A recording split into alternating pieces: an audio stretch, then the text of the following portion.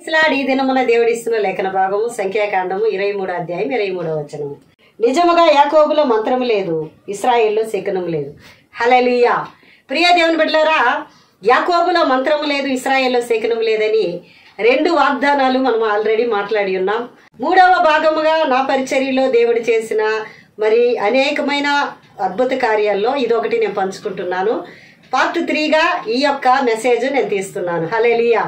నిజముగా యాకోబులో మంత్రం లేదన్న వాగ్దానం ప్రకారం నిజంగా దేవుణ్ణి నమ్మిన వారికి మాంత్రిక శక్తులు ఫలించవనే దానికి ఇంకొక మరి మంచి సాక్ష్యాన్ని మీ ముందుకు నేను తీసుకొచ్చాను. ఆల్రెడీ 2 కార్యాలు మనం మాట్లాడి ఉన్నాం. ఈ రోజు కూడా దేవుడు మనతో మాట్లాడబోతున్నారు. ప్రియులరా, సుమారుగా 2006వ సంవత్సరంలో చెన్నై ప్రాంతంలో ప్రియులరా, మా అమ్మగారు మున్సిపాలిటీ ఆఫీస్లో ఉద్యోగం చేసేవారు చెన్నైలో. ప్రియులరా, అమ్మగారితోటి ఉద్యోగం చేసే ఒక సహ ఉద్యోగి రోజు ఏడుస్తూ ఉండేవారు.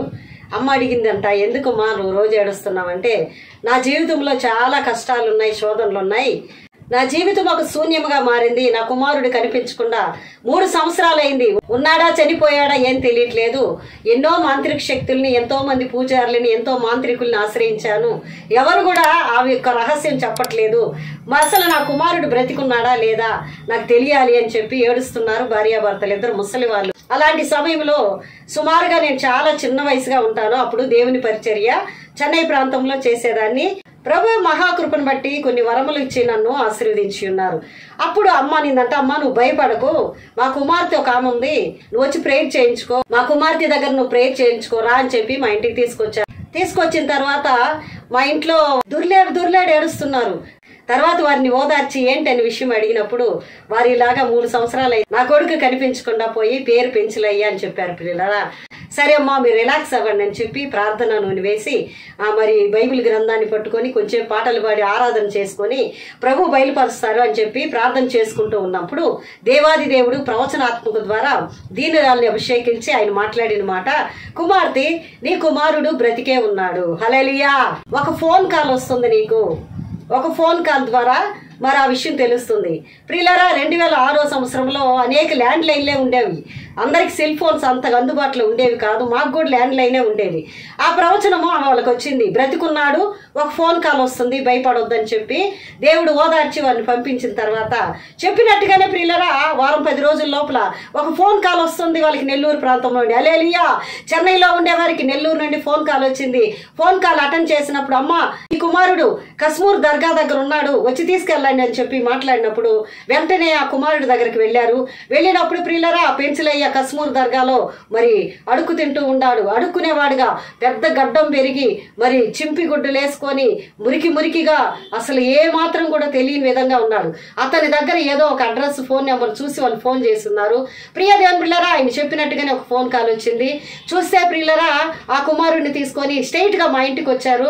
మా ఇంటికి వచ్చిన తర్వాత ఏం చేయాలో అర్థం కాలేదు. ఆ కుమారుడికి షేవింగ్ చేపించి స్నానం చేపించి కొత్త బట్టలు ధరింపచేసి ప్రభు మాట్లాడాడు. చేతబడి చేశారంట. వాళ్ళకి ఆస్తి ఉన్నింది, ఆ ఆస్తిని ఆక్రమించడానికి చేతబడి చేసి ఆ కుమారుడు ఒకే ఒక వారసుడు కనుక ఆ కుమారుడిని ఎలాగైనా పిచ్చోడిని చేసి పంపించేశారు. అలాంటి టైంలో మరి ఆ కుమారుడు అంటున్నా, నేను ఆ ఇంటికి వస్తే చనిపోతాను, మా ఇంటికి వెళ్ళను. ప్రియులరా, ఇది నిజమైన సజీవమైన సాక్షి. నేను అడ్రస్ తో సహా చెప్తున్నాను.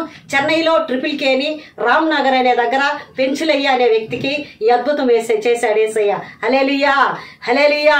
అలాగే ఆ పెంచులయ్య మా ఇంట్లో ఉండి అంటున్నాడు, నేను వెళ్ళనని చెప్పి, మన ధ్యాస లేదు, అప్పటికి మాటలు లేవు, ధ్యాస లేదు, షేవింగ్ చేశాము, మంచిగా స్నానం చేయించాను, రోజు ఫుడ్, ఒక వారం రోజులు మా ఇంట్లోనే ఉంటున్నాడు.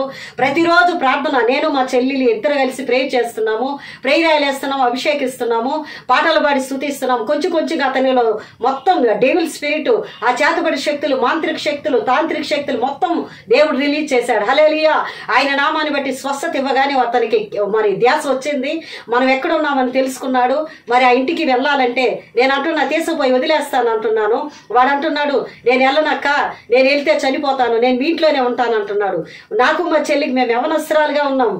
మా సిటీలో మా యొక్క గల్లీలలో అందరూ ఏమనుకుంటారని ఒక భయం అయిపోయింది. మేము యవనస్తులు, వాడు చిన్నపిల్లవాడుగా 25 సంవత్సరాలు బాబుగా ఉన్నాడు. ఏం చేయాలని అర్థం కాకుండా పెంచలేయాలి. అనొద్దునైనా అక్కున్నాను, ఏం భయపడగా నేను తీసుకుపోయి వదిలేస్తానంటే, ఆహా లేదు లేదు అక్క నేను వెళ్తే చనిపోతాను చిన్నంగా నచ్చజెప్పి అక్కడ మా ఏరియాలో అందరిని పిలిచి ఒక మాట అన్నాడు, ఇదిగో ఈమె కానీ నన్ను తీసుకెళ్ళి బలవంతంగా మా ఇంట్లో వదిలేస్తుంది, ట్రిపుల్ కేన్ పోతున్నా నేను, ఒకవేళ నేను చనిపోయినానంటే ఈ అక్క బైబిల్ గ్రంథాన్ని చించి నా మీద, నా శవం మీద వేయాల, ఒట్టేయమని చెప్పి అందరి చేత మాట్లాడినప్పుడు, నిజంగా నీకు అట్టగానే నువ్వు చనిపోతే నేను నిజంగా అటు చేస్తానయ్యా, బైబిలే లేదని చెప్తాను, చించి నీ శవం మీద వేస్తానని నేను మా చెల్లెలు ప్రామిస్ చేసినాక వాళ్ళ ఇంటికి తీసుకెళ్ళిండు. ప్రియులరా ఒక రేకులిల్లు లాగా ఉంది ప్రియులరా. ఒక చిన్న గోడ, ప్రహరీ గోడకి ఆనుకొని ఉందా ఇల్లు, పెద్దగా కూడా లేదు. అయితే మేము ఏం చేసామంటే పొద్దుగుకి లోపల వదిలేసి వెళ్దామని, 6 అవుతుంది 7 అవబోతుంది పెంచలే మేము వెళ్తామంటే, లేదు లేదు మీరు ఉండండి ఈ రోజు అన్నాడు. సరే అని చెప్పి మాకేం అర్థం కాలేదు, యవన ప్రియులుగా ఉన్నాము. ఆ స్థలం కొంచెం భయంగా ఉండింది మాకు. అయినను ఆ కుమారుడు యొక్క ఇదిని బట్టి బైబిల్ చేతికిచ్చి రాత్రి అంతా నువ్వు ప్రార్థించి స్తుతిస్తా ఉండు, మేమిద్దరం బయట ఉంటామని చెప్పి, చాలా మేకలు ఉన్నాయి వాళ్ళకి, సొంత మేకలు. ఆ మేకలన్నీ మా మీద ఎక్కి మా మీద మరి పాసపోస్తున్నాయి, మా మీద అన్ని చేస్తున్నాయి. మేము ఆ రాత్రి అంతా గడిపి తెల్లారు లేసేలకు ఆ బిడ్డను దేవుడు స్వస్థపరిచాడు. హల్లెలూయా హల్లెలూయా. కశ్మూర్ దర్గాలో అడుక్కుంటూ మన యొక్క ధ్యాస లేకుండా చేతబడి శక్తుల ద్వారా పిచ్చివాడిగా మారిన పెంచలేని యేసుక్రీస్తు స్వస్థపరిచారు. తర్వాతే అంటున్నాడు, అక్క నిజంగా యేసయ్యే నిజమైన దేవుడు, నేను మారాను, నన్ను దేవుడు స్వస్థపరిచాడని చెప్పిన తర్వాత ఆ కుమారుడికి పెళ్లి అయిందంట. భార్య వెళ్ళిపోయినాక మా ఇద్దరికి బ్రతిమలాడుకున్నాడు, అక్క మా భార్యని ఎలాగైనా తీసుకొచ్చి చేరమంటే ఆ బిడ్డను ఎత్తుక్కొని, అడ్రస్సే తెలియదు ఎట్టో ఎత్తుక్కొని ఆ అమ్మాయిని కూడా తీసుకొచ్చి ఆ బాబుతో చేర్చి 3 కొడుకులకి తండ్రిగా మారాడు. హల్లెలూయా. ట్రిపుల్ కేని రామ్నగర్ లో పెంచలేయని ఆ కుమారుడు ఈ రోజుకి కూడా ఉన్నాడు, సజీవ లెక్కలో ఉన్నాడు. దేవుడు ఆ బిడ్డను స్వస్థపరిచి గొప్ప కార్యాలు చేసి, నిజమైన దేవుడైన యేసు ప్రభు యాకోబుకు విరోధమైన మంత్రము లేదు, ఇశ్రాయేలుకు విరోధమైన శకునము లేదు అన్నట్టుగా ఒక జీవితాన్ని దీనరాలి ద్వారా బాగు చేసి ఆ కుమారుడు బాగయ్యాడు. ప్రియులరా, అప్పటికి నాకు సెల్ ఫోన్ లేదు, వాళ్ళ ఇంటికి రాయిలాగా నోకియా సెల్ ఉంది. అలాంటి సెల్ నాకు ఫస్ట్ టైం 2006లో వాళ్ళు అనుగ్రహించారు. నా నెంబర్ కూడా 2006లోనే నేను తీసుకున్నాను. యేసయ్య గొప్ప కార్యం చేసినందుకు కోట్లాది స్తోత్రాలు. ఈరోజు చేతబడి ద్వారా, మాంత్రిక శక్తుల ద్వారా పీడించబడి నువ్వు బాధపడుతున్నావా? దేవుడు ఈ రోజు నీతో మాట్లాడుతున్నాడు. నీ మాంత్రిక శక్తులు, చేతబడి శక్తులు అన్ని దేవుడు తీసివేస్తున్నాడు. మొట్టమొదటిగా మనం చెప్పుకునేది ఏంటంటే ప్రియులరా, పాముగా సర్పముగా మారిన వ్యక్తి మనిషిగా మారాడు. రెండవది పిచ్చివాడిగా మారిన వ్యక్తి మనిషిగా మారాడు. ఇంకొక సాక్ష్యంతో మీ ముందుకు వస్తాను. దేవుడిచ్చిన ఈ యొక్క మంచి నా పరిచర్యలో జరిగిన సాక్ష్యాన్ని బట్టి దేవుని స్తుతిస్తూ, ఈ ఒక్క సాక్షి మీకు అందరికి ప్రయోజనంగా ఉంటుందని నమ్ముతూ యేసు నామములో ప్రతి ఒక్కరిని దీవిస్తున్నాను. ఆమేన్ ఆమేన్.